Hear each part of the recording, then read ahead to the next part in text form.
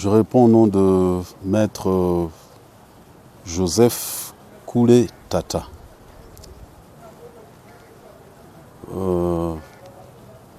Je suis un chercheur, spécialiste en droit de l'environnement et de la question des groupes armés. C'est mon domaine de recherche en fait. Je suis doctorant en droit public à l'université catholique du Graben, à Butembo. Merci. Aujourd'hui, l'on célèbre la journée internationale des casques bleus. Et en RDC, on voudrait savoir à marge de cette journée quel est l'apport ou quel a été l'apport des casques bleus dans la pacification de la République démocratique du Congo.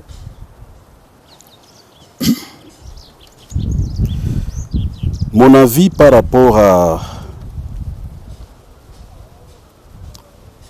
rapport aux résultats, n'est-ce pas, de l'intervention, de la participation de la MONUSCO à la pacification de l'Est du Congo, et que le résultat est un fiasco. Pourquoi? Et je l'ai dit, je pèse mes mots et ça n'engage que moi. Je dis que c'est un fiasco parce que la MONUSCO, jadis monique, est dans notre pays, n'est-ce pas, depuis 1999. Et elle a été envoyée ou déployée dans notre pays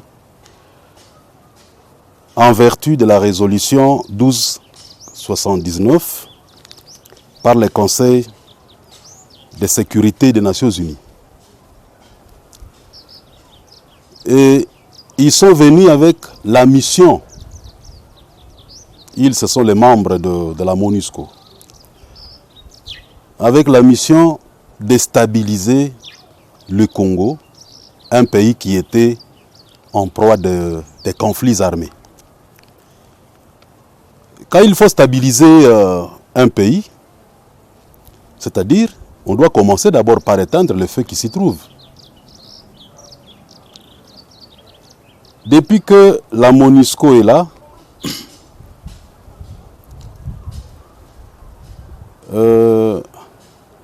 je ne sais pas quel bilan eux-mêmes peuvent présenter.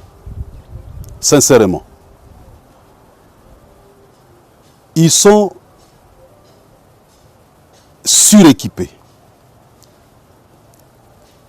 Ils ont tous les outils et tous les atouts nécessaires, n'est-ce pas, pour aider à stabiliser le Congo. Sur le plan numérique, ils sont venus en milliers, plus de 20 000, pour ne compter que les militaires, sans compter le personnel civil et consorts. Et l'argent qu'ils consomment chaque jour, depuis toutes ces années, si on capitalisait tous ces atouts-là, je crois qu'on n'en serait pas là aujourd'hui.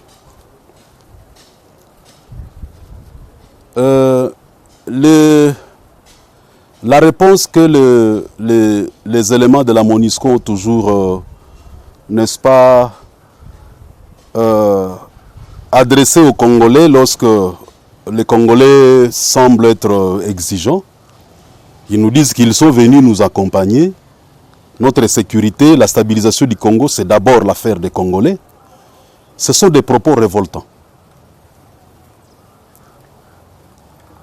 Des propos révoltants. Même un médecin, quand il tombe malade, il fait appel à un autre médecin. Et celui qui vient soigner son confrère médecin ne dira pas « tu connais la médecine comme moi, tu sais soigner, soigne-toi ». Non. S'ils sont venus, c'était pour nous aider à stabiliser le Congo, parce que nous avions certaines difficultés. Et tous les atouts qu'ils avaient, ou qu'ils ont avec eux, ils devraient les mettre à profit, réellement à profit, pour que nous puissions atteindre un certain résultat. Et si on puisse d'estimer cela à terme des pourcentages, vous estimez qu'on est à combien de pourcents des réalisations de la MONUSCO? Quand je parle d'un fiasco, je ne veux pas verser dans les statistiques. Mais en général, ce n'est un secret pour personne. Et on n'a pas besoin d'être savant pour le constater. Tout le monde a compris que la MONUSCO a échoué. Sauf le Conseil de sécurité qui s'entête à nous imposer cette mission, une mission quasi inutile. Et ces propos n'engagent que moi. Oui. Mais on reconnaît quand même que la MONUSCO elle a aidé à finir la guerre du M23 et aussi elle est en train d'aider dans la démobilisation de certains groupes armés.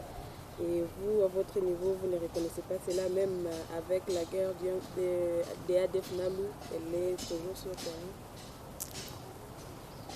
Madame, lorsque vous avez un enfant de 20 ans, sur qui votre espoir reposerait? Croyez que comme j'ai un enfant de 20 ans, il a beaucoup de petits frères, si je suis absent de la maison, il sera à même de faire ceci et cela. Monter la garde de ses enfants par surveiller ses petits frères et petites sœurs. Il pourra même préparer de la nourriture pour eux. Et vous arrivez à la maison, l'enfant vous dit, j'ai épousseté l'armoire. Il n'a pas gardé les enfants, il n'a pas préparé pour les enfants, il est en bonne santé. Et vous allez applaudir? Bon, écoutez, vous savez, notre attente à nous, de la MONUSCO, est une attente au regard de la taille, de la capacité, des compétences, des atouts entre les mains de la MONUSCO. Ce que la MONUSCO fait, c'est quelque chose, mais de très, très minimisable par rapport à ce qu'elle est en mesure de faire. Je vais vous donner un petit exemple, rapidement. Vous allez dans le parc national de Virunga. Comme je suis amoureux de l'environnement, il faut que je commence par là. Il y a des camps de groupes armés, tels que les FDLR, les Nyatura, établis dans le parc. Ils ont même construit des camps, visibles même de loin. Vous voyez des bâches, et tout le monde sait qu'à tel endroit, il y a des gens comme ça. Si notre armée est limitée, notre pays se recherche encore. Nous sommes comme un bébé qui cherche à croître. C'est pourquoi nous envoyons la MONUSCO, pour qu'elle nous aide à nous relever. Qu'est-ce que la MONUSCO manque comme outil ou comme appareil pour détecter et localiser de tels trucs? Et donc, ce qui nous manque à nous, peut-être que la MONUSCO là, la MONUSCO a la capacité, avec des drones, avec la technologie de pointe, de localiser même les EDF Nalou. On peut les localiser, on dit, à tel endroit, voici ce qui se passe à tel moment. Nous avons des armes qu'on appelle les armes d'artillerie, qu'on peut utiliser même à distance. On détruit, n'est-ce pas, les caches de ces EDF-là. Mais si la MONUSCO se contente seulement de transporter les blessés lorsque quelqu'un est tombé sur le front, on veut transporter son cadavre ou le militaire l'a mené à l'hôpital, vous dites que vous nous aidez à stabiliser notre pays. Ça, c'est moqué de qui ça? Madame, je vous dirais que la MONUSCO a plus d'atouts. Vous êtes épousé par un homme, excusez-moi, un homme vous amène chez lui, à la maison, il vous informe que votre beau-père va arriver à la maison. Il vous amène une poule que vous devez préparer pour papa et tout. Et quand votre mari revient, il trouve que vous avez mis un petit morceau de rien du tout sur la table de votre beau-père. Alors que toute la poule, nous sommes africains, toute la poule lui est destinée, lui est réservée. On l'a préparée à son honneur.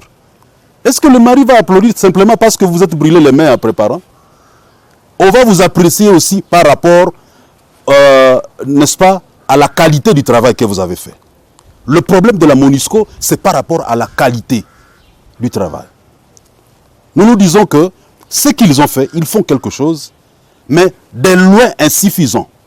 Et moi, je me demande pourquoi est-ce que cet argent continue à être dilapidé comme ça. Bon, s'il y a des chômeurs sous d'autres cieux, il y en a aussi au Congo. Alors dans ces cas, malheureusement, ce n'est pas ça le protocole du Conseil de sécurité des Nations Unies. Mais sinon, on pouvait demander à tous ces gens de partir comme ça. On prend carrément les chômeurs qui sont au Congo. Hein, on les engage en lieu et place de tous ces gens qui viennent se pavaner dans notre pays. Oui, alors qu'est-ce que vous préconisez comme solution à l'égard de tout ça? Madame, il y a beaucoup de résolutions qui ont été prises, inutilement, par rapport à la situation qui prévaut en RDC. Il y a beaucoup de résolutions, mais je peux par exemple parler de la résolution 1925, prise en mai 2010. La résolution autorisant l'application du chapitre 7. On a autorisé à la MONUSCO d'appliquer le chapitre 7. Le chapitre 7 de la Charte des Nations Unies fait allusion au recours à l'application de la force contre l'ennemi de la paix. Et parmi les cas emblématiques,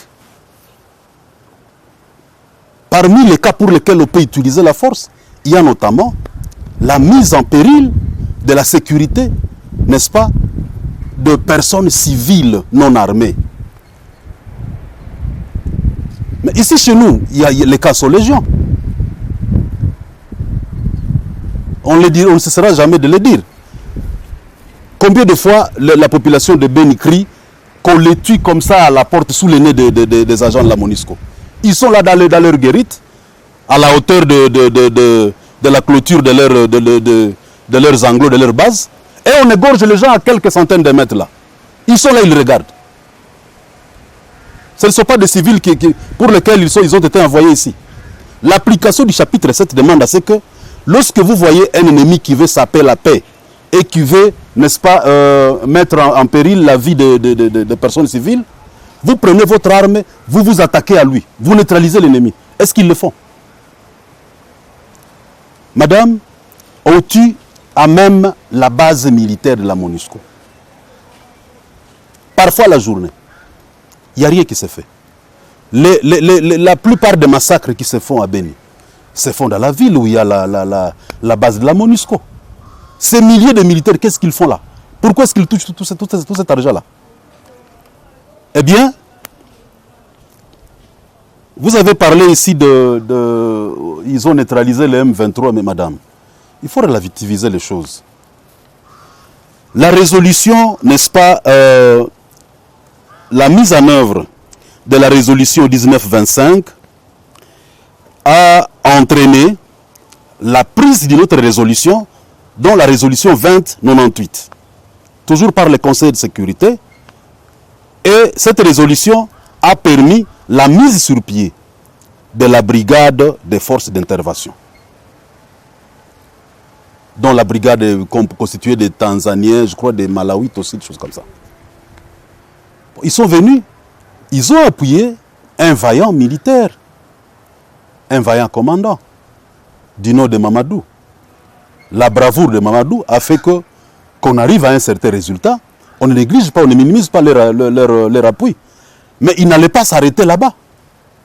La menace que représentait le M23 et la menace que représente le ZDF Nalu, quelle est la menace la plus récurrente, la plus dangereuse?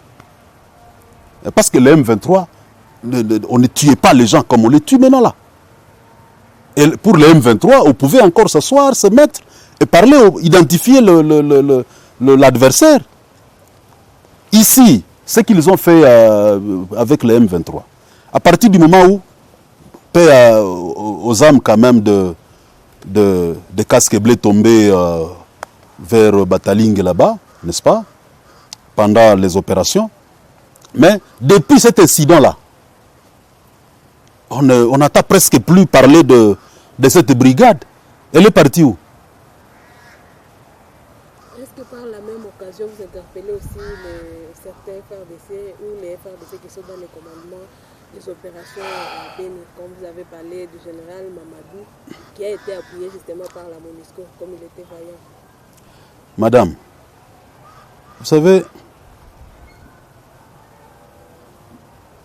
quand le cœur est plein de choses à dire, parfois la bouche commence par laquelle de paroles commencées.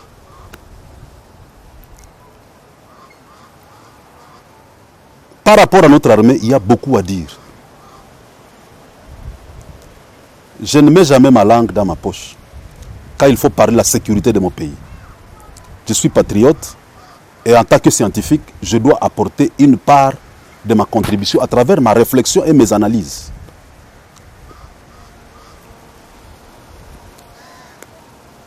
Ce qui se passe à Beni, j'ai toujours fustigé et je continuerai à le faire tant que la situation ne changera pas. J'ai continué à fustiger la gestion de la crise de Beni. Je donne des petits exemples très faciles à comprendre. À Beni, on vit avec l'ennemi dans la ville. Quelqu'un vient dans votre quartier, il égorge les gens. On ne sait même pas détecter ses traces, ses empreintes. Il est venu d'où, il est passé par où. Il disparaît comme ça. Aujourd'hui au tue, demain au tue, le lendemain au tue. On apprend qu'à Maïmo ou ailleurs, on vient d'égorger les gens. Les gens s'y empressent pour aller prendre des photos et faire de beaux rapports à envoyer je ne sais où. Le lendemain, on tue encore. Madame,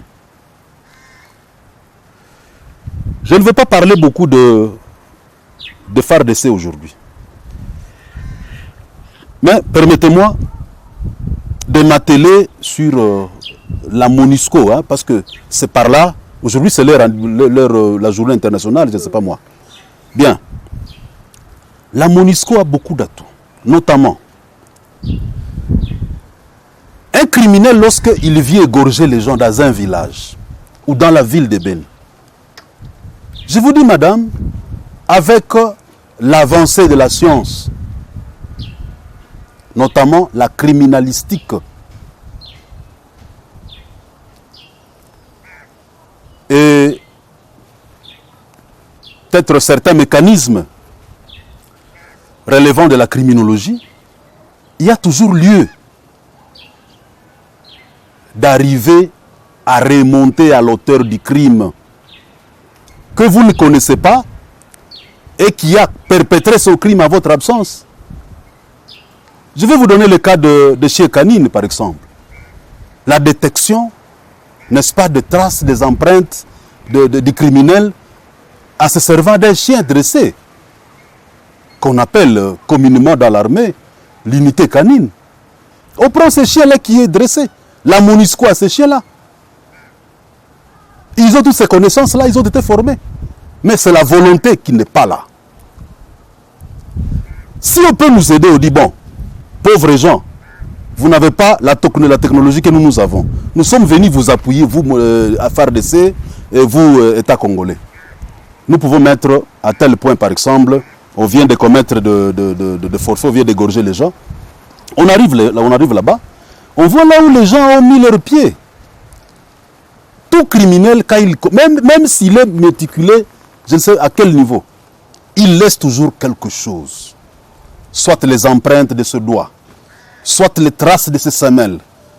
Vous arrivez dans une brousse de Manguina, là où les gens marchent pieds nus, et vous voyez les traces de bottines. Différents, n'est-ce pas? Des bottines différentes des bottines que nous utilisons dans nos activités champêtres. Les enquêtes peuvent commencer par là. Les chiens peuvent vous amener jusqu'à même 50 km dans la brousse. Là où ces bandits-là sont terrés, vous allez les trouver. Ce n'est pas à moi de leur apprendre tout ça, ils le savent. Mais la volonté n'est pas là. Personne n'est préoccupé par cette histoire. Bon, on se demande s'ils sont venus nous aider à stabiliser réellement. Parce que le concept de la stabilisation, c'est un concept qui fait mal à l'attendre. Qui est venu stabiliser quoi? Comment? Et où? Je vous dis, avec les drones, sans crainte d'être peut-être abattu à bord de l'avion, vous envoyez votre drone, vous restez dans votre petit bureau, vous pouvez prendre toutes les images. Il y a même des appareils avec les caméras laser, hein, qui peuvent détecter même les histoires qui sont cachées derrière une certaine masse solide. Ce n'est pas la MONUSCO qui manque tout ça. Pourquoi on ne met pas tous ces atouts-là à profit? Une autre technique de la criminalistique. Un bandit vient d'égorger quelqu'un quelque part. Il a du sang sur les mains. Il prend 1 tonne de savon Omo, que nous appelons communément Omo, le détergent. Il peut se laver du matin au soir et pendant 2 mois, mais quand on le soumet à certains mécanismes de laboratoire, il y a des produits qu'on appelle des révélateurs. Sous l'effet des rayons laser, on arrive à détecter tout ce que vous avez essayé de souiller là, on arrive à détecter ça. Il suffit de mettre ça sur le point de contrôle ici. Chaque passager qui va à Beni, par exemple, descendez de votre véhicule, vous passez par le mini-laboratoire, vous mettez vos mains là-bas. On va attraper combien de narbes là-bas? On va les attraper à cascade. Mais pourquoi est-ce que la situation ne change pas? Bon, alors, nous allons de mal à pire. Il n'y a rien qui change, au contraire, la situation s'aggrave davantage. Ils sont venus nous accompagner dans notre mort, ou ils sont venus nous aider à cesser de mourir. Ce massacre de honte. Madame, je crois que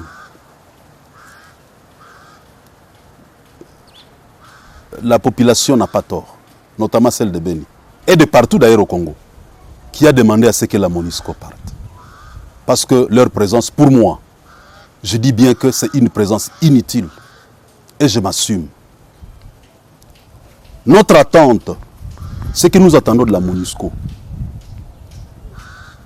et ce que la MONUSCO produit comme travail.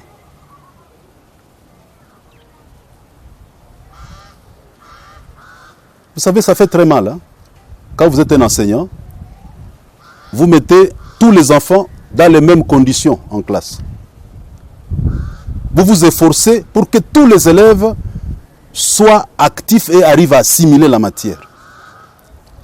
Vous remarquez qu'il y a des faibles. Vous les ramenez au premier banc pour qu'ils cessent d'être distraits, qu'ils vous suivent. Vous leur posez des questions tout le temps pour retenir leur attention. Quand il échoue à la première question, il dit non, moi je dois suivre parce qu'il va me poser la seconde question, je ne vais pas être humilié dans la classe. Mais il échoue toujours. Et à la fin de l'année, il a 15%. 15 sur 100. Alors qu'il y a d'autres élèves qui atteignent 80% en classe. Vous croyez que ça fait du bien? Ça fait de la joie à l'enseignant? Parce que l'élève, vous vous dites, il a peut-être les mêmes atouts que les autres élèves. Il a des yeux qui ne sont pas malades. Il sait lire. Il peut voir ce que j'écris au tableau. Il a une audition qui est impeccable, qui est bonne. Bon. Qu'est-ce qui lui manque? Vous descendez avec votre méthodologie pédagogique jusqu'en bas, mais l'élève ne parvient pas à assimiler, à cerner ce que vous voulez dire par 1001 moyens. Alors, vous allez arriver à une conclusion telle que la place de cet élève n'est pas dans ma classe. Il fallait peut-être qu'on recule l'élève d'1 année ou de 2 ans. Pour moi, s'il faut juger la MONUSCO par rapport à leur bilan, leur place n'est pas au Congo. Il faut laisser les Congolais se débrouiller d'eux-mêmes. Mais une présence inutile, à quoi ça nous sert? À quoi est-ce que ça nous sert? Ou alors que le Conseil de sécurité nous donne l'autorisation qu'on fasse une autre résolution qui va nous permettre à nous de juger la MONUSCO par rapport à leur bilan. Parce que quand nous voulons ouvrir notre petite bouche, il y a le Conseil de sécurité qui dit non, nous renouvelons le mandat, malgré vous. Même le gouvernement, à un certain moment, a demandé à ce que la MONUSCO de Barque du Congo. Mais le Conseil de sécurité dit, nous nous en foutons de votre petite souveraineté, c'est nous qui décidons à votre lieu et place. Et ça fait très mal lorsque les gens continuent à mourir comme ça se passe à Beni. Moi, je pense que la MONUSCO ne fait pas le travail à la hauteur de ses capacités et de ses compétences. À la hauteur de ses compétences, quelqu'un qui a mesure de soulever 100 kilos, quand il vous dit non, moi je ne peux soulever que 20, et c'est tout. Si c'est un travailleur, il faut le chasser. Vraiment, celui-là ne mérite pas de demeurer dans votre entreprise. Parlons maintenant des forces loyales. Pour ne pas penser que j'ai fui votre question. Madame, les forces armées, nos forces armées, c'est une armée qui a beaucoup de problèmes. Quelque part, je la félicite de pouvoir se débattre dans sa confusion. Parce qu'il y a trop de confusion. On ne sait pas qui est qui. On soupçonne des intrus là-dedans. On ramasse des gens qui viennent, je ne sais pas moi d'où, dans des groupes armés, ils viennent entrer dans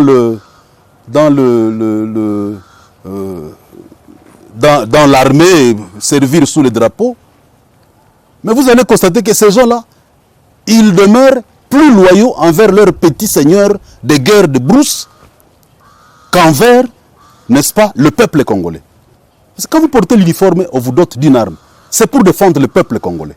C'est pour défendre le territoire national congolais. C'est pour défendre la patrie. Mais un militaire, il est en tenue, mais il a plus d'attachement envers le président d'un autre pays. Pas son président, lui, son commandant suprême. Il a plus d'attachement envers le président de notre pays. Il a plus d'attachement envers tout ce qui se passe ailleurs que dans ce pays. Et vous avez des gens comme ça. Vous lui confiez le commandement d'une brigade ou d'un bateau. Qu'est-ce que vous attendez de lui? Quand vous lui demandez de quitter Butembo pour aller servir à Kananga, il vous dit, je ne peux pas quitter ma terre natale. Dans sa tête, il n'a pas la patrie, il n'a pas la République. Il a sa tribu, il a ses frères à lui. Qu'est-ce qu'il fait au sein de l'armée? Et lorsqu'il va trouver son frère à lui, dans les cas ennemis, qu'est-ce qu'il va faire? Parce qu'il n'a pas la République. Il va dire non, non, lorsque j'ai tué celui-ci, même si lui a tué 10 000 personnes, j'aurais diminué l'effectif de mes frères, les frères de ma langue et de mon ethnie. Donc je le laisse, je l'épargne. L'armée a beaucoup de problèmes. Il y a beaucoup de problèmes dans notre armée. Par ailleurs, sur le plan technique, nos militaires n'ont pas été préparés pour mener de tels combats. Quand on fait 9 mois dans les centres de formation militaire, ce n'est pas pour aller combattre contre quelqu'un dont vous ne connaissez ni l'identité. Quelqu'un qui fait les combats non classiques, parce que la Convention de Genèse vous dira, un combattant sur le champ de bataille, il doit porter des insignes distinctifs. Vous portez la tenue, vous portez le drapeau de votre pays, on sait que c'est le militaire de telle unité de tel pays. Même si vous tombez entre les mains des adversaires, il faut qu'ils sachent que ça c'est un militaire identifiable à telle unité. Vous allez combattre les gens, tantôt ils sont en culotte, tantôt ils portent des houes comme s'ils allaient au champ. Alors qu'ils sont en train de piéger les gens qui veulent aller au champ, allez, on les découpe avec ces houes-là et les machettes. Les militaires n'ont pas été préparés à tout ça. Donc, il faut renforcer, n'est-ce pas, les combats militaires des FARDC avec d'autres techniques. Il faut relever le niveau de notre armée. D'autres techniques sont lesquelles? Je vais vous parler par exemple du renseignement, madame. Il n'y a pas, n'est-ce pas, Il n'y a pas d'armée sans renseignement. Et lorsque vous avez un ennemi qui a une longueur d'avance, si vous allez manger le vungure, qu'on appelle vungure, le maïs mélangé au madesu, eux là-bas dans la brousse, ils savent que vous mangez tel repas ici dans votre camp. Les pites qui viennent de partout, vous les trouvez dans les trous des fusiliers, des militaires. Les militaires est sur le champ de bataille, sur la ligne avancée, et vous trouvez une pite là-bas, dans le trou. Où sont les autorités de ce pays? Bon, quand est-ce que vous ne serez pas infiltré? Cette maman-là, est-ce que vous connaissez sa mission? Si elle est pite, elle est avec toi maintenant. Avant d'arriver là-bas, elle était avec qui? Vous savez? Les camps militaires, quand les militaires sont dans les opérations, les civils, même votre épouse, vous êtes une femme mariée, vous n'avez pas le droit d'accéder dans leur camp. Et lorsque vous parlez à votre mari ailleurs, on surveille même ce que vous vous dites. On peut vous laisser juste 3 minutes pour l'intimité. Vous allez dire ce que vous ne pouvez pas dire devant les autres, mais vous n'allez pas traîner. Dit madame, vous devez rentrer. Et vous venez peut-être une seule fois par 3 mois. Laissez les militaires se concentrer à son travail. Allez à Beni, allez partout là-bas, là où sont nos militaires. C'est grave. Les militaires qui sont en front mais qui logent dans la cité. Parmi la population. Le soir, nous prenons du cacique ensemble. Sous l'effet de l'ivresse, ce qu'il va raconter, ce que moi je vais dire. Comment vous voulez gérer la crise de cette manière-là? Pour arriver à quoi? C'est pourquoi je vous dis que les FARDC connaissent beaucoup de problèmes. Par ailleurs, il y a aussi la question de motivation. C'est l'aspect psychologique. Le service militaire, c'est une profession. Quand quelqu'un quitte sa maison, il dit « je m'enrôle dans l'armée ». Il veut gagner sa vie tout en défendant la République, la patrie, mais il faut qu'il gagne aussi sa vie là-bas. S'il a un enfant, il faut que l'enfant mange. Il faut que l'enfant étudie. Mais quelqu'un qui est dans l'armée, ses enfants ne sont pas en mesure d'étudier. Bon. Sa femme, on la chasse de la maison de location quelque part. Et vous voulez que le militaire se concentre vraiment sur ce que c'est la mission que vous lui avez donnée. Non, c'est vraiment difficile. Pour terminer ce propos, il en est de même pour nos militaires qui tombent, qui se retrouvent blessés, par exemple, sur le champ de combat. Vous le traitez comment? Il est utile lorsqu'il est à bonne santé. Quand il est blessé? Bon alors, quand il est abandonné, est-ce que ça va renforcer la morale de celui qui est là-bas, qui est en train de faire le travail pour défendre la patrie? Et à qui la faute? On ne va pas dire que moi je suis là pour démoraliser les militaires, non. Bien au contraire, je veux que leur morale soit renforcée, qu'ils soient plus forts sur le champ de bataille. Donc l'autorité a une grande responsabilité par rapport à ça. Un militaire tombé sur le champ de bataille, quel est le sort de sa famille? J'en parle dans mon livre, hein. Mon livre qui vient de paraître. Le désarmement des civils sous les PAREC, motif d'exonération pénale en RDC. De manière ramassée, j'ai essayé d'analyser, n'est-ce pas? J'ai fait une analyse critique de la gestion de la guerre de Beni. Quand quelqu'un tombe, il meurt pour le pays, c'est un héros. Le chef de l'État, commandant suprême, doit écrire une lettre qu'on amène à sa femme, la lettre de condoléances, dans laquelle on doit aussi définir les modalités pratiques de soutien à cette famille, la famille veuve, disons orpheline. Dit écoutez, vous aurez une petite parcelle comme vous êtes de Masereka, à Masereka, tout près du marché, 20 mètres carrés. On vous construit une petite cabane comme ceci, comme cela. Les enfants peuvent étudier aux frais de l'État pendant autant d'années. Vous prenez quand même en charge cette famille-là. Celui qui reste au front, sa morale remonte. Est-ce que nous le faisons? Les services qui pilulent là, qu'on ne veut jamais réformer, qui sont là uniquement lorsqu'il y a un véhicule qui entre, un nouveau véhicule, à Butembo, ils traquent le véhicule pour percevoir de l'argent. Et leur travail, c'est quoi? Ce n'est pas de dénicher les ennemis. Quand ils entrent dans des villages, ils viennent entrer dans des marchés, ils cherchent comment ils vont venir nous massacrer la nuit. Ce n'est pas ça leur travail. Et on les laisse là-bas. 20 ans, 30 ans, ils sont les mêmes gens, dans le même village, dans les mêmes villes, alors qu'ils ne font rien. C'est une responsabilité partagée. La faute n'incombe pas à l'armée. La faute revient à celui qui gère l'armée. Il la gère très mal. Cela, ce n'était qu'un ajout par rapport à tout ce que je disais, n'est-ce pas, sur le mandat de la MONUSCO, un mandat qui nous... Un mandat qui nous paraît tout simplement périlleux. Donc, voilà ce que je peux dire, madame.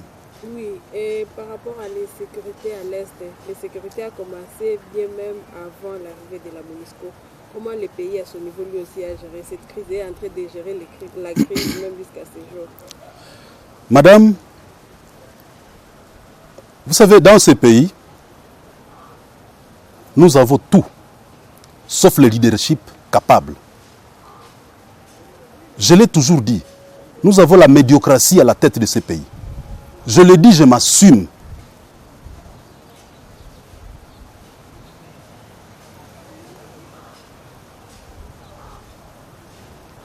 Ce n'est pas ce qu'il faut faire, ce qui paraît pertinent, prioritaire, qui préoccupe les dirigeants. Non. Au Congo, quand tu entres au pouvoir, tu es nommé ministre, tu es élu député. La priorité, comme ton grand-père n'avait jamais acheté une parcelle, ton père n'a jamais eu la chance de l'avoir aussi, toi tu dis, moi je vais relever, je vais sauver l'honneur de mon clan. Et en 3 mois, il faut avoir 4 villas. C'est tout ce que nous savons faire. Mais les grands de ce monde, les grands patriotes de ce monde, ce sont des gens qui ont vécu comme Jésus, qui étaient prêts à tout sacrifier pour la République. Les gens comme le Lumumba, il a exposé toute sa vie. Là où il était, dès son vivant, la maison dans laquelle il vivait, ce n'était pas sa maison à lui. C'était la maison de l'État. L'État zaïrois a fini par décider de céder cette maison-là à la veuve Lumumba. Bien sûr qu'il avait, bon, je connais un petit appartement là, de l'Onel à Kinshasa, vers Bandal, je connais la maison. Ça peut être, il ne peut pas compter plus de 4 pièces, hein, sans exagération. Pas plus de 4 pièces en tout cas. C'est ça l'unique petite maisonnette que Lumumba avait. Mais il a donné sa vie. Il a mené un combat terrible. Tout un premier ministre, il n'a pas eu le temps de voler. Comme nous le faisons maintenant. Quand vous voulez interpeller quelqu'un, il vous dit Congo Ikonyama Yatembo. Le Congo, c'est comme un éléphant. Hein? Ce n'est pas à moi de le relever seul. Vous me demandez de soulever un éléphant tombé, que je le relève moi-même? Non. Moi, je coupe mon morceau, quelqu'un d'autre viendra relever ça. Aussi longtemps que cette pensée-là demeurera, voulais-je dire, dans nos petites têtes, nos petites caboches, nous n'irons nulle part. Le problème du Congo, c'est le problème de leadership. Il faut mettre fin à ces systèmes politiques d'appropriation du Congo et de ses ressources. Un président de la République, c'est que toutes les femmes lui appartiennent. Toutes les ressources minières de ce pays, ce sont ses ressources. Il peut épouser quand il veut. S'il veut que telle matière lui soit amenée à lui et à lui seul, elle ne soit pas déclarée dans les rapports. Les rapports que publie la Banque mondiale, par exemple, chaque année, eh bien, il y a des ressources qui vont disparaître comme ça. Ce n'est pas leur affaire.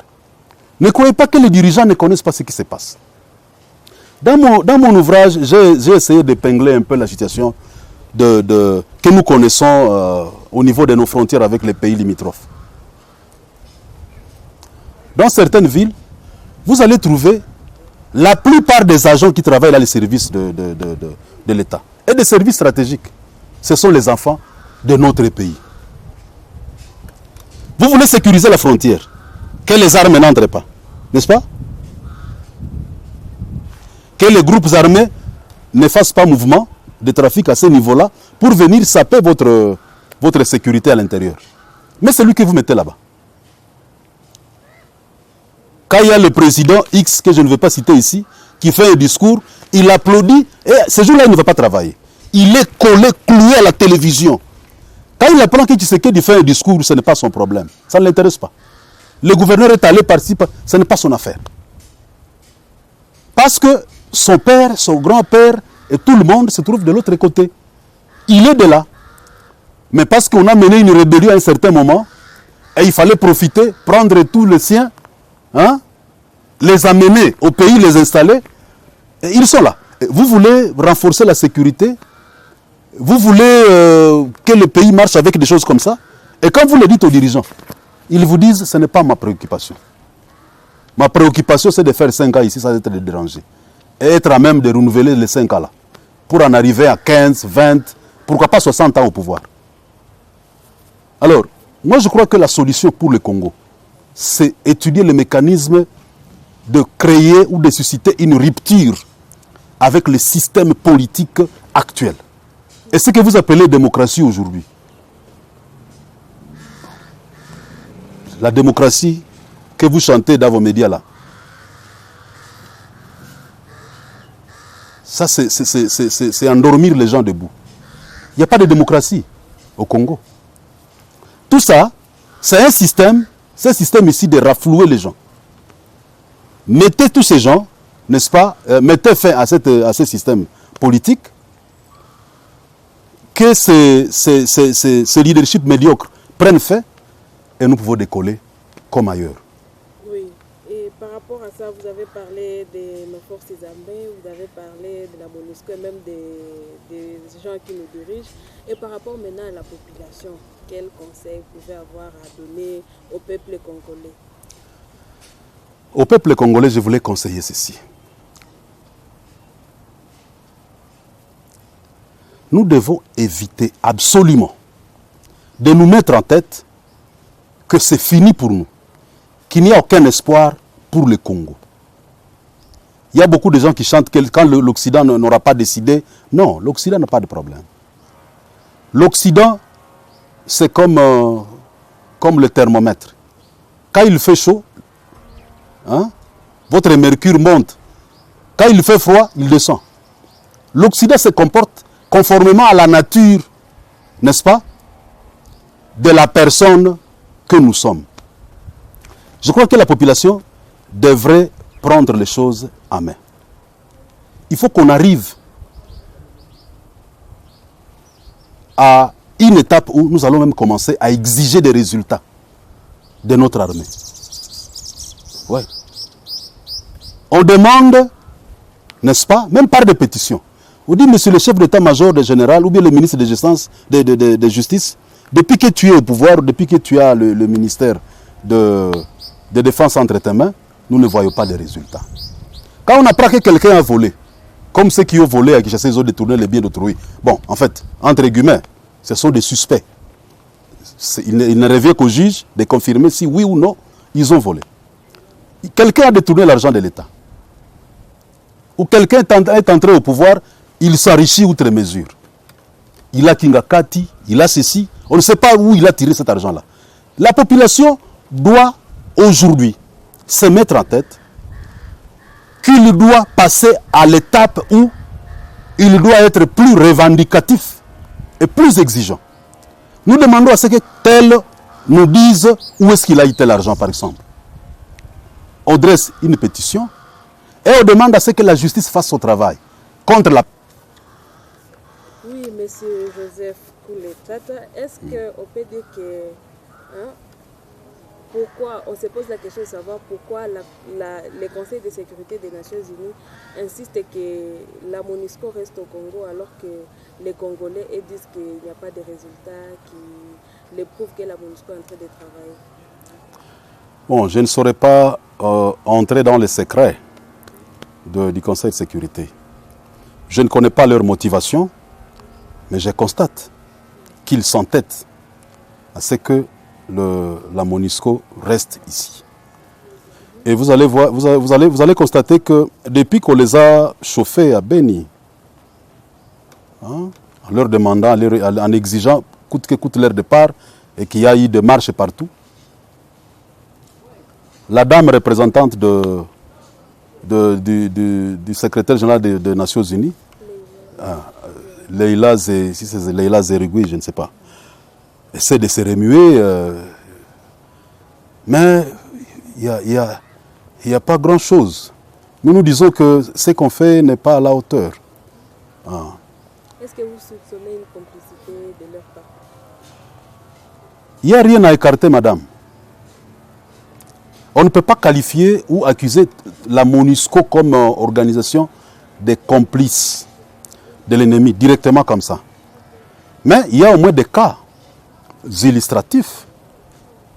Peut-être, ça peut être des cas isolés, où on a connu certains officiers de la MONUSCO, n'est-ce pas, se retrouver ensemble avec les ennemis. À l'époque de Kunda, hein, il y a un cas, je crois, il y avait un monsieur qui allait même avec son hélicoptère jusqu'à Massis là-bas, rencontrer Kunda, et on a apporté beaucoup de preuves. Je crois qu'il avait été chassé du Congo. Il s'était avéré que vraiment, ces messieurs-là faisaient affaire avec Kunda. Il entretenait la guerre, alors qu'il était là, n'est-ce pas, pour aider à pacifier le pays. Donc à mettre fin, aider à mettre fin à la guerre.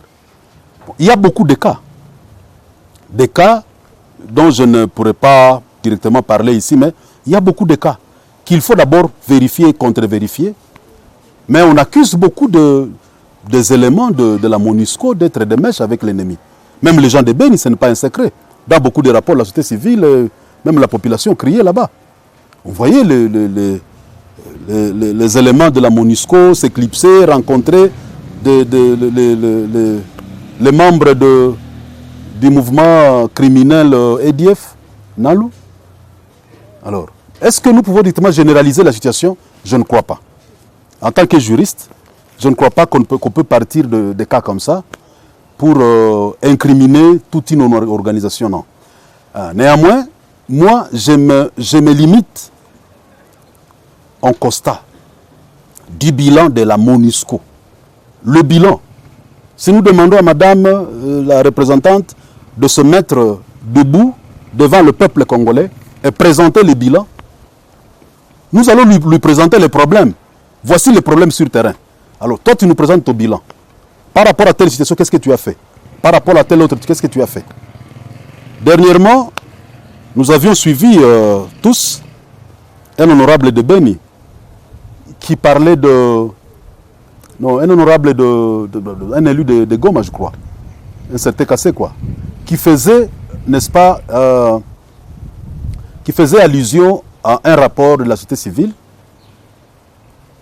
lequel rapport fustigeait le fait que sur 23 appels de la population alerte les autorités, alerte la MONUSCO, dit les ennemis, nous les constatons, nous constatons la présence des ennemis dans notre quartier, dans notre milieu de vie. Venez vite parce que le pire risque d'arriver. Et sur 23 appels, on avait parlé d'au moins 16 qui n'avaient jamais eu d'écho. 16. Il y avait eu au moins 3 alertes qui avaient eu de suite, mais une arrivée tardive, après qu'on ait égorgé les gens. Et vous imaginez le reste des cas. Donc, nous disons que, je ne sais pas peut-être devant le Conseil de sécurité, mais devant le peuple congolais, je ne sais pas si vraiment ils ont un bilan à présenter. Surtout nous, de l'Est, nous qui vivons les affres de la guerre ici. Je ne sais pas s'ils peuvent se tenir et nous dire, voici le bilan de notre mission. Là, nous risquons de leur attribuer un courage, un courage étonnant. Parce que pour prendre un courage comme ça, ça doit dépasser quand même la limite du raisonnable. Quand vous savez que vous n'avez rien fait et que vous venez vous vanter devant les gens, non, ça doit étonner plus qu'un. Donc en réalité, est-ce que c'est aujourd'hui qu'il faut changer? Est-ce qu'il faut changer foncièrement? Ça fait combien de temps que la situation de Beni entre soulèvement de la population et tout contre la MONUSCO s'est produit? Ils ont promis un changement. J'aurais aimé apprendre qu'ils ont présenté, par exemple, ils ont amené des mécanismes, ils ont amené certaines facilitations qui ont permis à ce que les Nalou qui passent la nuit dans les villas à Beni et dans les hôtels, qu'on soit même, par exemple, de les appréhender.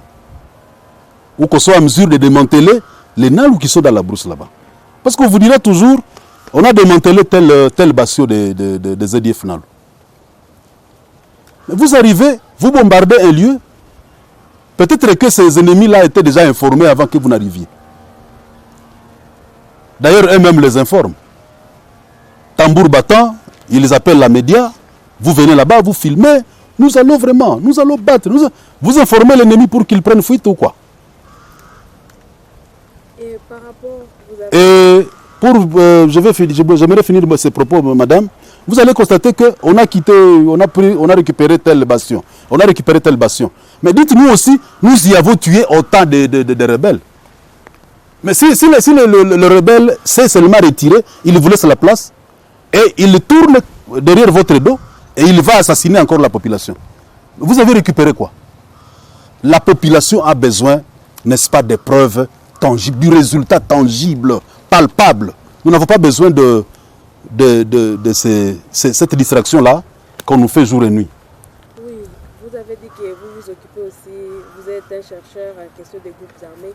Et à l'heure actuelle, on peut dire il y a combien de groupes armés dans la région est du pays? Madame, les statistiques des groupes armés sont difficiles à établir. L'estimation a été toujours relativisée. Elle est toujours relative. Parce que les groupes armés, on peut avoir un groupe armé ce matin. À 12 h, il s'éclate en 3. Et 2 mois après, les deux sous-groupes disparaissent. Vous restez avec un groupe. Il est toujours difficile. Et donc, les groupes qui sont très actifs, qui sont très connus, on les connaît. Et on sait qu'ils sont un peu permanents dans les temps et dans la zone donnée. Et parce que vous ne saurez pas dire tel groupe armé est établi sur telle montagne. Non, ce sont des gens qui sont toujours en mouvement. Alors, les statistiques par rapport à l'effectif des groupes armés a toujours été difficile à établir. Mais nous savons que ça joue toujours dans une centaine. Les plus forts, peut-être, on peut les avoir dans une vingtaine, mais si vous prenez la totalité, on joue toujours dans une centaine. Parce qu'il y a certains qui disparaissent, il y a d'autres qui prennent corps.